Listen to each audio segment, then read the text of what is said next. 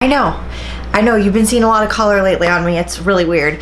I'm usually not this vibrant when it comes to my makeup and hair and nails, but alas, the summer has inspired me with fresh vibes. Because 2020 sucks. Okay, no, but really, we have so much to talk about in this video. I don't even want to do a super long intro because I know this video is going to be super long. I have so many awesome things to share with you guys, and I just feel like this is such a hot topic throughout the years. Everyone talks about this. I just personally have never sat down and discussed the dieting side of anti-sugar people, sugar addiction, sugar cravings, sugar. We are just talking about sugar today. This is a topic, this is a sentence, this is something that I hear all the time. I've heard for years being a nutrition coach, and it is I know, it's a form of barnacles. Oh, I'm just kidding. It is some form of the following sentence.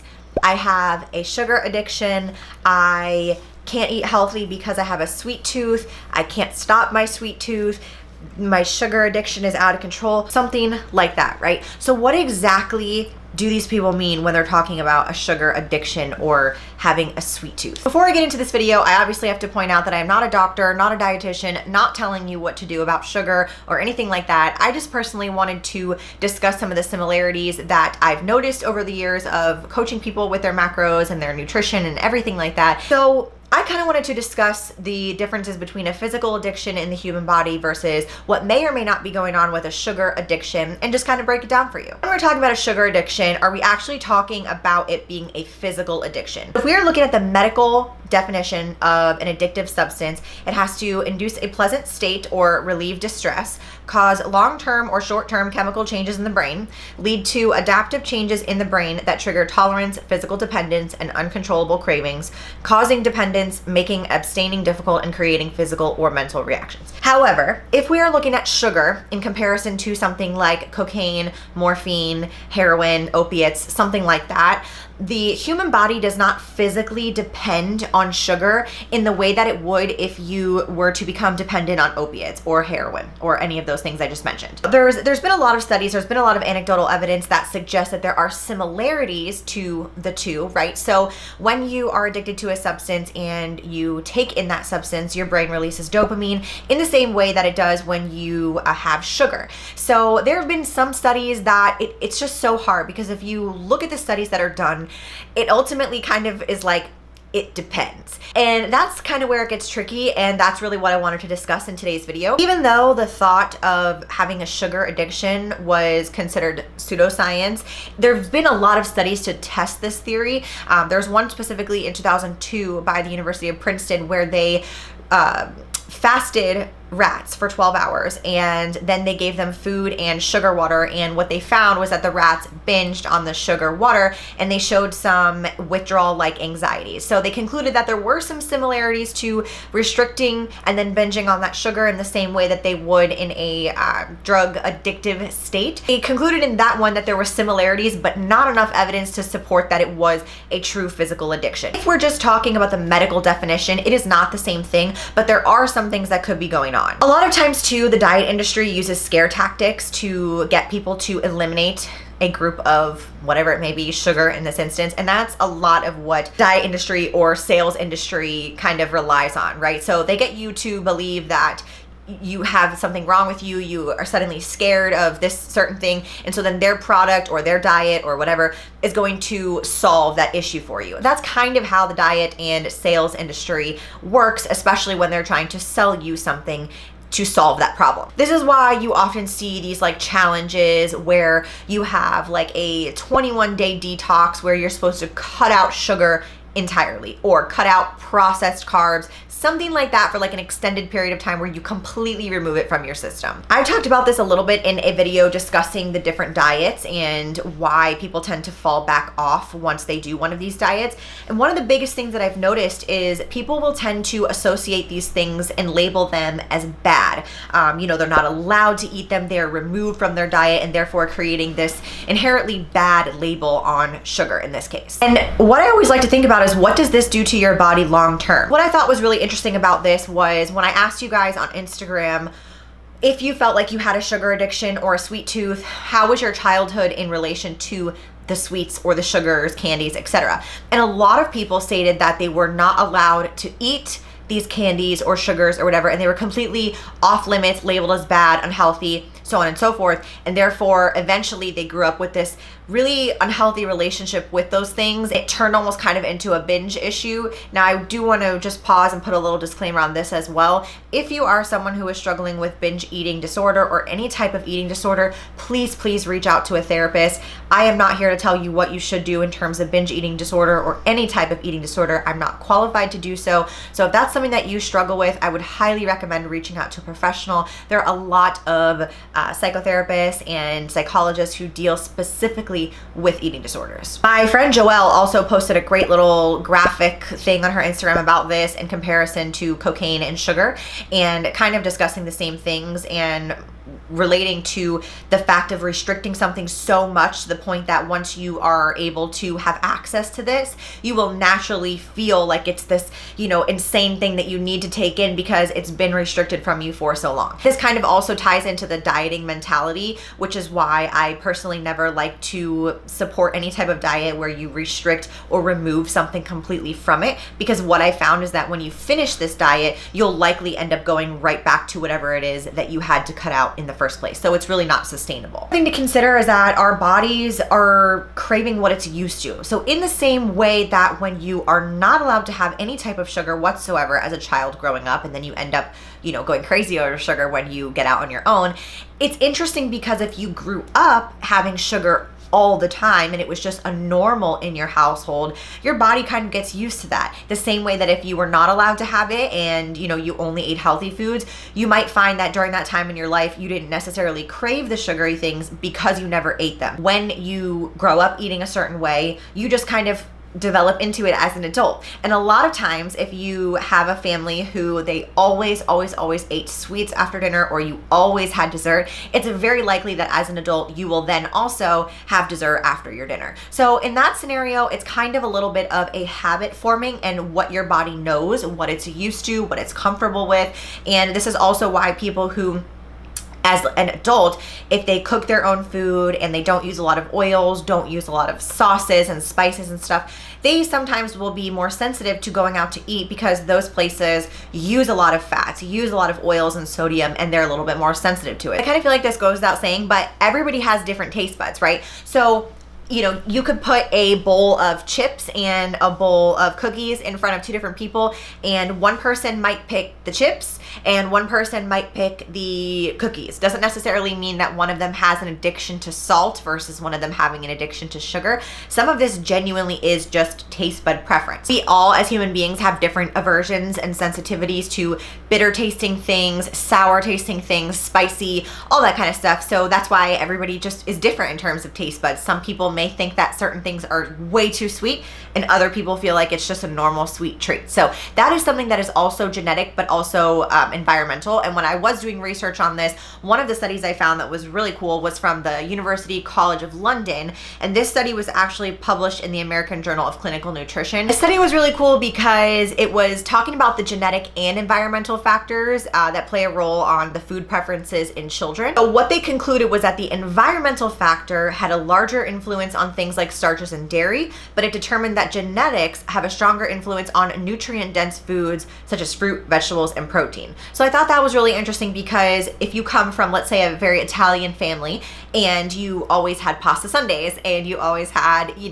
fresh raviolis and fresh bread, it is very likely that then you will naturally lean more towards pastas and breads. It's not a 100%, but it was just interesting to see how much of the environmental factors played a role in the starchy and carbs or sugar that we're discussing versus the veggies. Like some parents will say like, my kid won't eat veggies, my kid won't this. And that is largely based on their taste. That's a whole nother thing, talking about how to like introduce veggies to kids, because some of that stuff is just like repetitive persistence until they eat it. But Anyways, all of those things don't necessarily mean that you are addicted to sugar, or you know, yes, you may prefer sugary things over sweet things, and that's fine. But at the end of the day, it doesn't necessarily mean that you can't do anything about it, and you can't take steps to kind of change your mindset or change your palate. Learning to take control of your cravings is a lot like learning to take control of your lifestyle factors when you are making a lifestyle change. And this is really important when it comes to your health, the choices that you make dietary wise.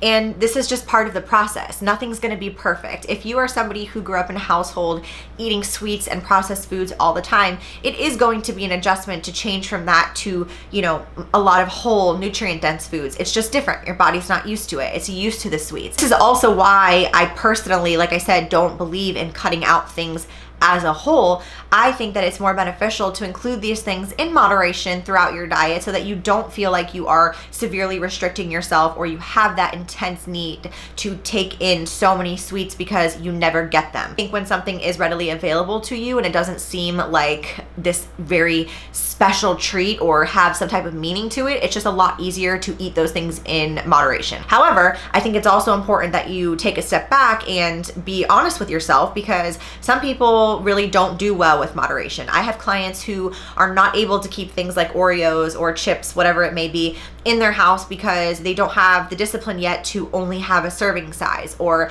they just don't want to tempt themselves with that, so they don't have it at all. If you are somebody who feels like they lack the discipline, and it's not necessarily like a binge eating issue or something that may require a bit more professional help, practicing having those single serving sizes can be really beneficial and also help break you out of that all or nothing mentality. Going back through a lot of the responses that I got on Instagram in relation to this topic, what I also noticed was that a lot of people attached an emotional value or a comfort value to these sugary treats. And again, a lot of that does come from habit-based childhood. So some people said that whenever something bad happened or whenever something good happened, their mom would give them candy or ice cream or cake, and it placed this emotional value and this comforting value on these sugary treats or whatever it may be. And so that then carried with them later on through life. So again, that is kind of a habit-based thing, and it's something that you feel comfortable with. So, you know, people will say that they're emotional eaters, and when they go through a really hard time, they resort back to what they know, right? So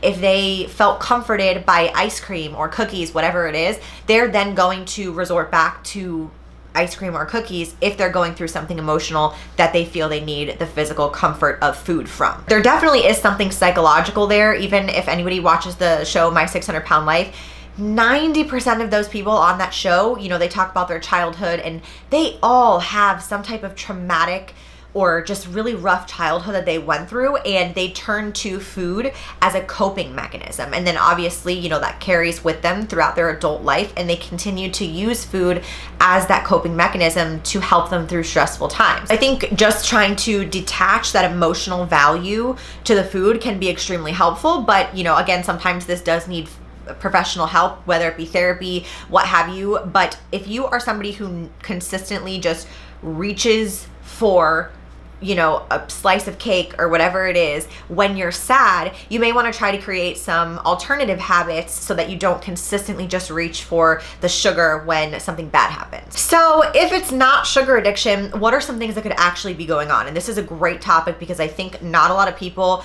want to get down to the root cause of what's going on. Because their body is just craving sugar, they'll just be like, oh, okay, I'm craving sugar, I'm a sugar addict, and that's it. But there are some deeper rooted issues that absolutely could be going on. So I kind of want to talk about a few of those. First being a nutrient deficiency. So a lot of times what you'll see is people who eat a very, very low protein or low fat diet, maybe not even on purpose, it's just the way that they eat. And because protein and fats slow the release of sugar into your bloodstream, what happens is if you have a really low protein, low fat diet, don't consume enough sugar, your blood sugar can rise and fall at a really abnormal rate.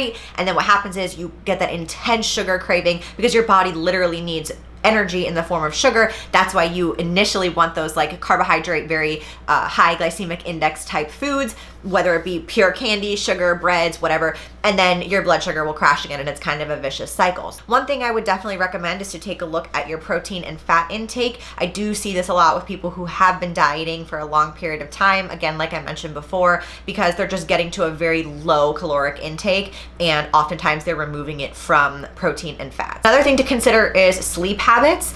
If you are somebody who has a super whacked out sleep schedule and you're not getting consistent sleep, you're not getting good quality sleep, this is something that can absolutely affect your sugar cravings or just your overall hunger cravings in general. When we sleep, our body regulates ghrelin and leptin, which are hunger hormones, essentially that tell your body when you're hungry and tell your body when you're full. So if those are off and you're not getting enough sleep, there's no doubt that you're gonna feel hungrier the next day. You're most likely gonna crave carbs and sugary things. So that is absolutely a real thing. So if you're somebody who struggles with your sleep, I would highly recommend trying to get into a really good sleep routine, good sleep hygiene, and that can really have a huge impact on your sugar cravings. The same thing kind of goes for stress and your cortisol levels. If your cortisol's through the roof, it is very likely that you're going to find yourself really tired throughout the day or up and down throughout the day, feeling more sugar cravings. So if you're somebody who doesn't sleep, super stressed out, it does not surprise me that you feel you have a sugar addiction or an insane sweet tooth. Another thing to consider is micronutrient deficiencies. So a lot of times if you're deficient in iron, magnesium, calcium, any of those things, you can find yourself having those intense sugar cravings. And this is just our body's way of basically telling us something is going on. So if you don't regularly get your blood work done, maybe something to consider. Like I kind of talked about before, severely restricting yourself from sweets, from sugar, from carbs.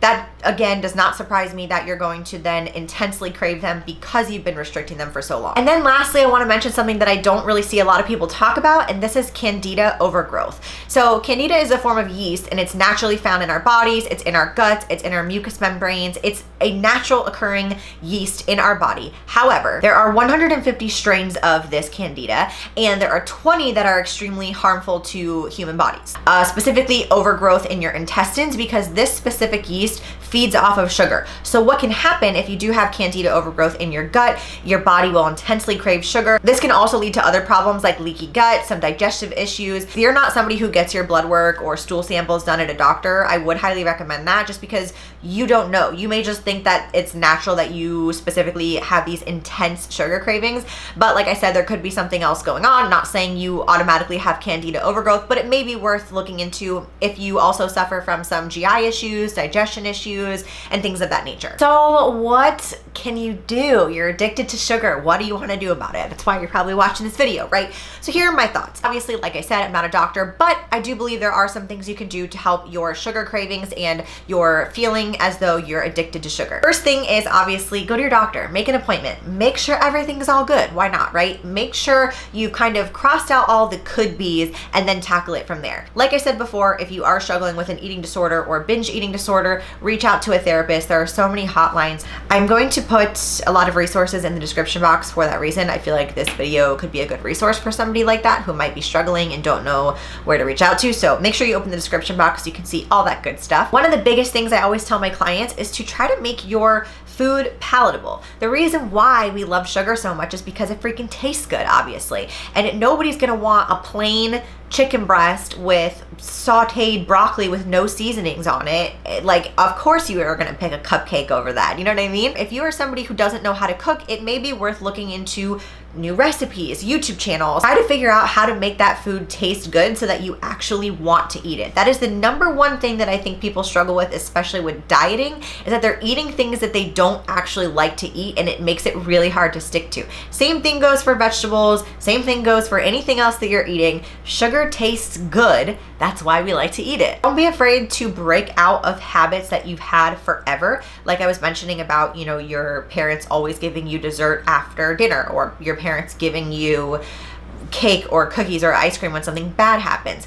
It's up to you now to create those healthy habits and to put in the work to find alternate solutions for the emotional eating, or, you know, relying on food as comfort. Instead, try to create new habits. Okay, if you feel that you are about to emotionally eat, go for a walk, drink water, do something that you enjoy that's not food related. For example, singing would be mine, or playing the piano, something that's some type of outlet for you that's not going to sabotage you in a negative way. And the other thing that kind of piggybacks off of that is try not to use food as a reward. I think that's also something that I see people struggling with a lot, because they use food as some type of like when people say cheat meals or treat meals, they use it as it holds this special value, and I just don't think that that's a great way to have a healthy relationship with food. I feel like that's one of the reasons why I have never really struggled with binge eating or having that unhealthy relationship with food, because 80% of my life, I,